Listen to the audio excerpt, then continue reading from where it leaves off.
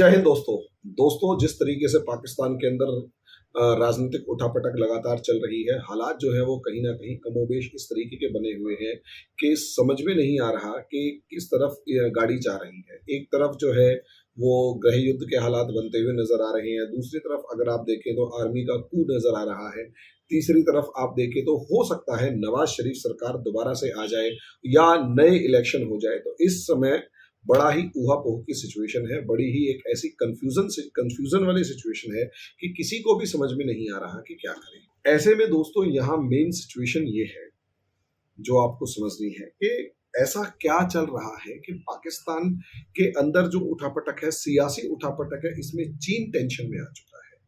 Topic है इस time पर पाकिस्तान के अंदर चेंज ऑफ गार्ड हो रहा है। चेंज ऑफ गार्ड का मतलब सरकार बदल रही है और कहीं ना कहीं इस टाइम पर इमरान खान गवर्नमेंट जो है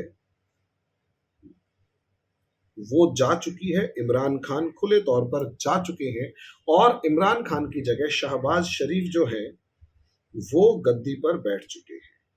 और शहबाज शरीफ जिस तरीके से गद्दी पर बैठे हैं, हालांकि अभी एक एक्टिंग प्राइम मिनिस्टर की गद्दी पर बैठेंगे, गद्दी पर बैठेंगे, लेकिन फिर भी हम ये मानकर चल रहे हैं कि प्रधानमंत्री बन चुके हैं।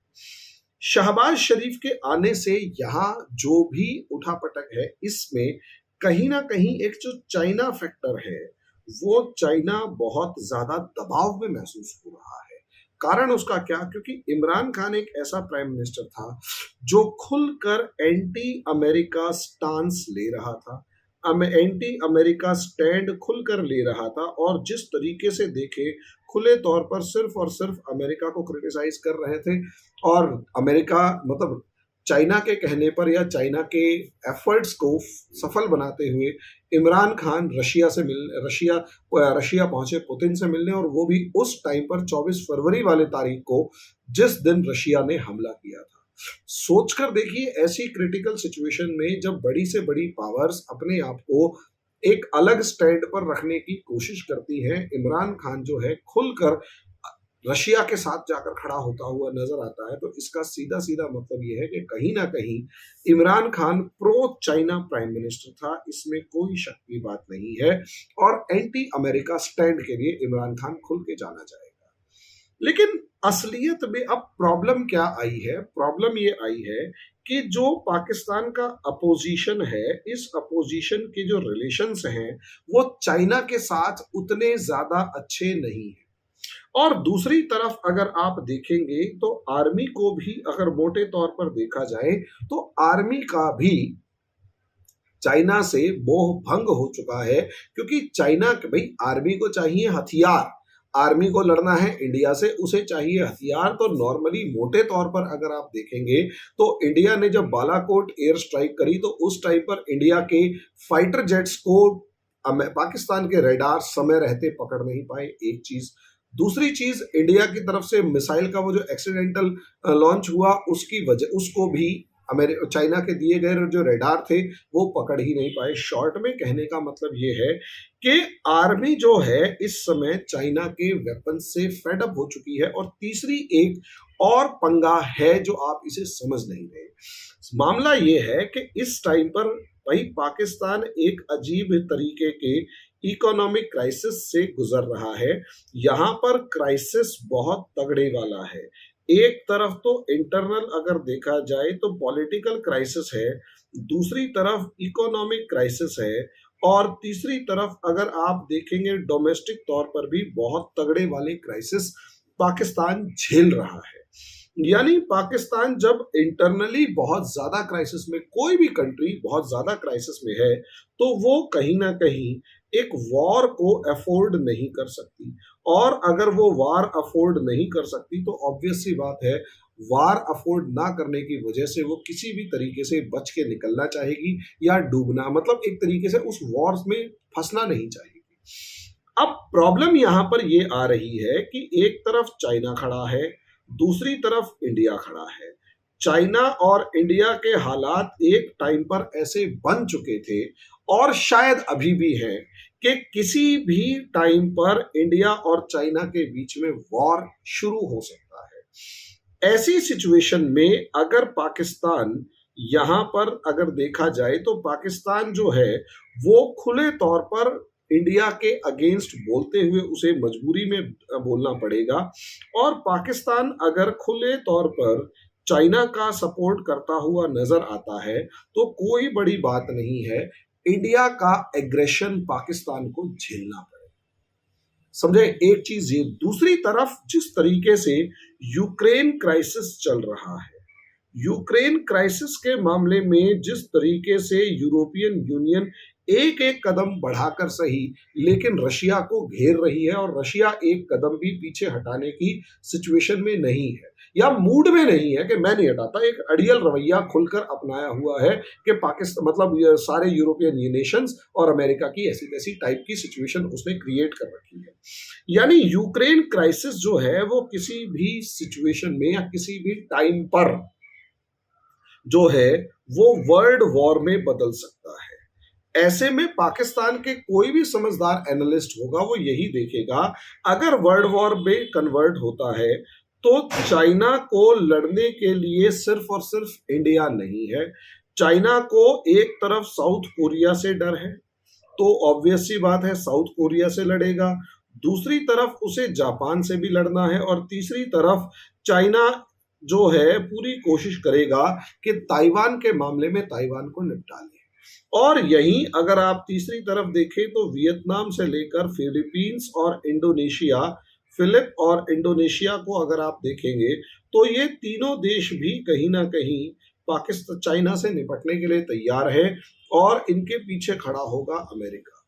यानी इन शॉर्ट अगर देखा जाए तो चाइना एकदम से इन्हीं सभी देशों से एक साथ हमला करके निपटने की कंडीशन में नहीं है। मान लिया वो है भी और एक साथ हमला करके लड़ना शुरू कर भी देता है तो चाइना के पास इतनी ताकत नहीं बचेगी कि वो इंडिया को भी इन्हीं दुश्मनियों में शामिल कर ले।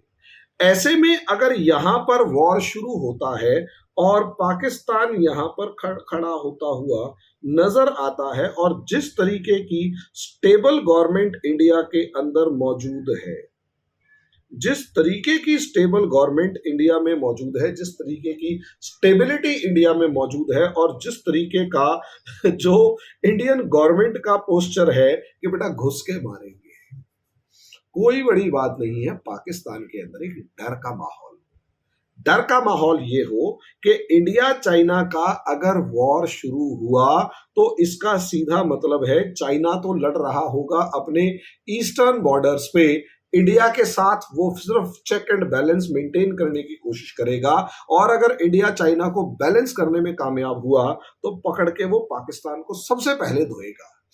और पाकिस्तान का जो पड़ोस है वो इतना ज्यादा शरीफ नहीं है। एक तरफ तालिबान है, वो पाकिस्तान से वैसे भी दुश्मनी रख रहा है, डूरंड लाइन पे अभी अभी हेलीकॉप्टर गिराया है।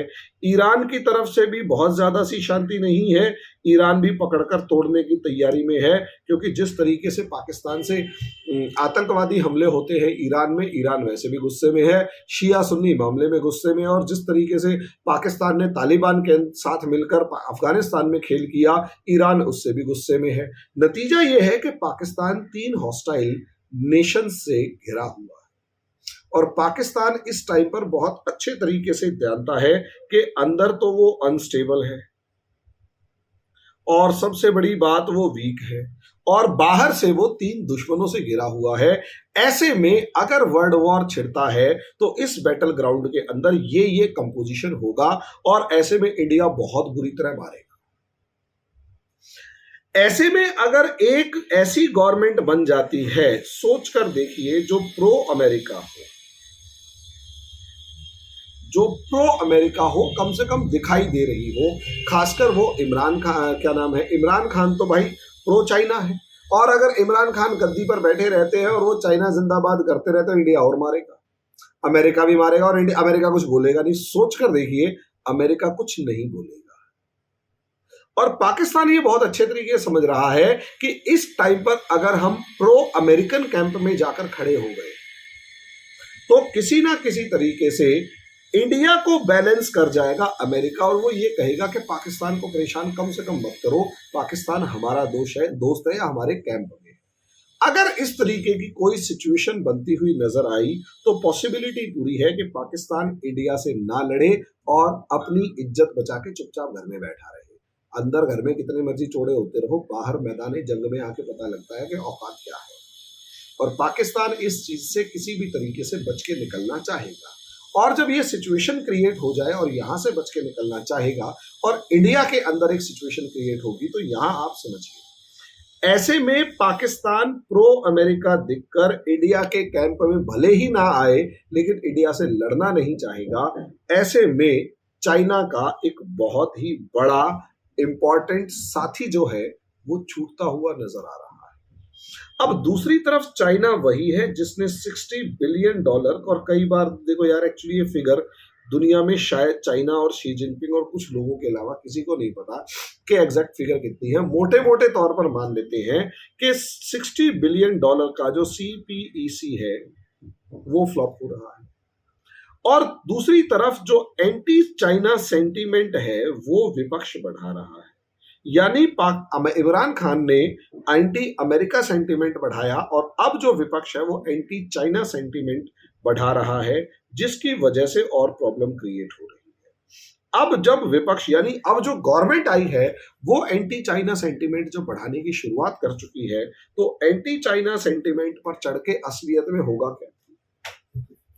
होगा ये कि चाइना का जो एक तो $60 बिलियन का जो इन्वेस्टमेंट है वो तो अधर में अटक गया, डूब गया। साथ में कहीं ना कहीं जो पब्लिक परसेप्शन है, अगर वो कहीं ना कहीं एंटी चाइना बनने की तरफ बढ़ गया, तो चाइना का एक रिलायबल पार्टनर अगर बाहर निकल गया तो ऑब्वियस सी बात है इस पूरे इलाके में चाइना का कोई भी दोस्त नहीं बचेगा। यही कारण है कि ग्लोबल टाइम की रिपोर्ट्स इस टाइम पर नजर आ रही हैं और वो ये दावा करने की खुलकर कोशिश कर रहा है। अच्छा, ये जो एंटी चाइना सेंटीमेंट्स है उसमें इस टाइम की गवर्नमेंट एक चीज एस्टेब्लिश करने में और कामयाब हो गई कि whatever the economic crisis Pakistan is facing is only and only due to Chinese tech. वो ये कह रहे हैं कि जो भी क्राइसिस, खासकर इकोनॉमिक क्राइसिस जो भी इस समय पर चाइना के अंदर है, वो क्राइसिस जो क्राइसिस चाइना में है वो क्राइसिस सिर्फ और सिर्फ चाइना की वजह से, पाकिस्तान में जो क्राइसिस है वो चाइना की वजह से है, इसलिए चाइना को बाहर निकालो। अब चाइना इसका क्लैरिफिकेशन देता हुआ नजर आ रहा है ग्लोबल टाइम्स के जरिए, जो उसका माउथपीस है वो ये कह रहा है कि भैया असलियत में पाकिस्तान के अंदर जो क्राइसिस है उसका चाइनीज इन्वेस्टमेंट या डेट से कोई लेना देना नहीं है, असलियत में ये क्राइसिस कोरोना की वजह से है। तो सवाल यहां पर यही अब बहस का मुद्दा बन गया है कि क्या पाकिस्तान के अंदर जो क्राइसिस है वो कोरोना की वजह से या चाइनीज डेट की वजह से है। तो असलियत में देखो, दुनिया के ऊपर मुसीबत आई लेकिन दुनिया उस मुसीबत से बच के निकल पाने में कामयाब इसलिए हो पाई क्योंकि उसका जो डेट था वो बहुत कम था। इनकम गिरी कोई बात नहीं, सेविंग्स से काम चला लिया। अगर कई बार सेविंग नहीं थी और डेट भी नहीं था, सेविंग नहीं थी और डेट भी नहीं था, तो न्यू डेट लेकर कहीं ना कहीं अपने देश को चला लिया। भाई आपके ऊपर कर्जा नहीं है तो आप कर्जा लेने की कंडीशन में होते हैं। पहले ही कर्जा आसमान के जितना बड़ा है तो आप नया कर्जा भी नहीं ले सकते। तो असलियत में चाइना की जो घबराहट है वो ड्रामा है और पाकिस्तान का जो दुर्गति है, बुरा हाल हुआ है, वो सिर्फ और सिर्फ चाइना के डेट की वजह से है, चाइना के कर्ज की वजह से है। और पाकिस्तान जितना भी इस समय बुरी सिचुएशन में है उससे बाहर अगर वो निकलना चाहता है तो उसे सबसे पहले चाइना से नाता तोड़ना पड़ेगा, अमेरिका के साथ दोस्ती करनी पड़ेगी और सबसे बढ़िया होगा कि इंडिया के साथ भी दोस्ती करे, कश्मीर को सेकेंडरी रखे, बाकी सब चीजों को प्राइमरी रखे। $30 बिलियन का ट्रेड अगर होता है उसमें से $10 बिलियन भी पाकिस्तान जाता है तो उसे दुनिया से कर्ज लेने की जरूरत नहीं पड़ेगी। बाकी तो देखो यार, अपनी अपनी बुद्धि है, हम क्या कह सकते हैं। लेकिन इस समय पर चाइना के अंदर एक घबराहट का माहौल नजर आ रहा है कि पाकिस्तान के अंदर जो भी सरकार चेंज हुई है उससे कहीं ना कहीं अमेरिका चाइना जो है वो घबराया हुआ है। आगे जो होगा वो वक्त बताएगा दोस्तों। अभी के लिए इतना ही, धन्यवाद।